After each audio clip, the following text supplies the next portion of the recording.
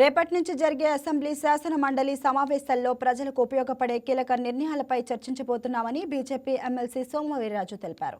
YCP చేస్తున్న గాలి మాటలు, అర్థం లేని విమర్శలకు తాము విలువ ఇవ్వబోమని, వాటిని పట్టించుకునే అవసరం లేదని వ్యాఖ్యానించారు. రాష్ట్రాన్ని అభివృద్ధి దిశగా తీసుకెళ్లడమే కూటమి ప్రభుత్వం లక్ష్యమంటున్న సోము వీర్రాజుతో మా correspondent Bindu face to face.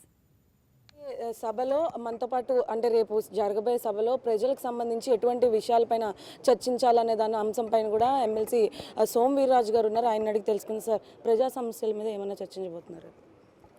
ప్రధానంగా వైసీపీ రేకెత్తించే అంశాలని డ్యూటీగా ఎదుర్కొంటూ వారు ఏదైతే ప్రజా వ్యతిరేక చర్యలు చేశారో, అవినీతి వ్యవస్థల్ని నిర్మూలన చేస్తూ నిర్వీర్యం చేసినటువంటి వాళ్ళు ఏది మాట్లాడినప్పటికీ దానికి ధీటుగా సమాధానం చెప్తూనే ప్రజల్లో ఉన్న కొన్ని అంశాలు, రెవెన్యూకి సంబంధించినటువంటి అంశాలు కానీ, అదేవిధంగా శనగ రైతులకు సంబంధించినటువంటి అంశాలు కానీ, డీనోటిఫైడ్కి సంబంధించినటువంటి అంశాలు కానీ, వాళ్ళకి ఇవ్వని సర్టిఫికేట్లు ఇవ్వనటువంటి అంశాలు కానీ, ఇలాంటి అలానే జీరాము యొక్క ఎన్ఆర్ఈజీఎస్ గత పథకాన్ని మేము పెద్ద ఎత్తున ప్రవేశపెడుతూ ఇంకా రాష్ట్రాలకి ప్రజలకి ఉపయుక్తంగా ఉండే విధంగా కొన్ని కన్స్ట్రక్టివ్ తీర్మానాలు కూడా మేము బడ్జెట్లో ఆంధ్ర రాష్ట్రానికి ఏం చేసామనేటువంటి అంశాన్ని కూడా ప్రస్తావించాలనేది ఈవేళ మేము తీసుకున్నటువంటి నిర్ణయం.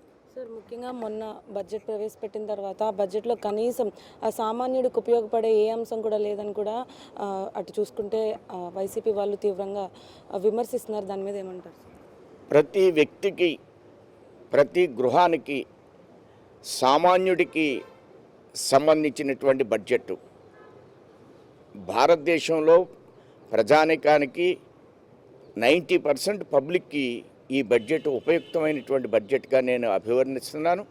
ఇది మన దేశం రాబోయేటువంటి రోజుల్లో ప్రపంచ దేశాల్లో ఈవేళ 4వ అగ్రరాజ్యంగా ఉంది, ఆర్థిక దేశంగా ఉంది.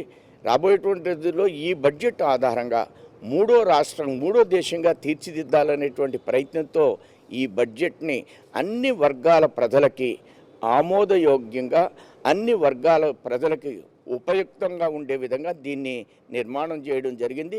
గాలి మాటలతో వైసీపీ దీని మీద చేసేటువంటి ప్రచారాన్ని మాత్రం కూడా నమ్మదగ్గది కాదు. సార్, రేపు సభలో కూడా ముఖ్యంగా ప్రతిపక్షాలు కూడా రావట్లేదు అనే సమాచారం ఉంది. ఏమంటారు సార్? ప్రతిపక్షం రావాలి, కౌన్సిల్లో వాళ్ళ ప్రతిపక్ష పాత్ర పోషిస్తూ బయట ఇప్పటి వరకు వాళ్ళు మరలా సభకు వస్తారా, అసెంబ్లీకి వస్తారా లేదా అనేటువంటి విషయం వాళ్ళు తేల్చుకోవాలి. 2 నాయకులతో వాళ్ళు వ్యవహరించడం సరైనటువంటి విధానం కాదని భారతీయ జనతా పార్టీ అభిప్రాయం. సో చూసారు కదా, ముఖ్యంగా రేపు జరగబోయే సభకి ప్రతిపక్షాలు కూడా రానంటే అంశంలో కూడా వైసీపీ వాళ్ళు చెప్పేది మొత్తం కూడా గాలి మాటలను కూడా ఎమ్మెల్సీ సోము వీర్రాజు అంటున్నారు. అదేవిధంగా బడ్జెట్కి సంబంధించి కూడా సామాన్యుడికి ఉపయోగపడే ఏవైతే బడ్జెట్ని క్రియేట్ చేశారో దాంట్లో కూడా చాలా వరకు సామాన్యుడికి ఉపయోగపడే అంశాలు కూడా ఉన్నాయని చెప్తున్నారు. ఇది ఇక్కడ పరిస్థితి. వీడియో జర్నలిస్ట్ పవన్తో Bindu, YK news, Vijayawada. Please subscribe to YK TV Network. Please subscribe to YK TV. Please watch YK News. Don't forget to subscribe YK News channel.